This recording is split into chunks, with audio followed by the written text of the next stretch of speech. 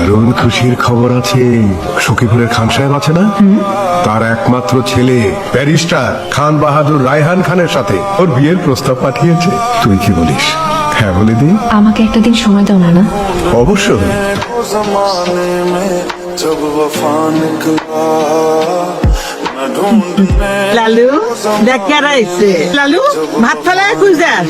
লালু, चला गलत लेके কি হয়েছে? কি করেছি আমি? কথা বলছো না কেন?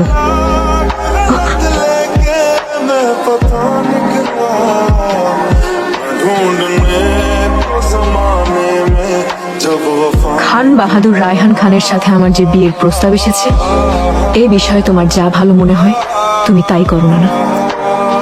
পাহলোয়ান, হুজুর, সখীপুর যাওয়ার ইন্তজাম করো।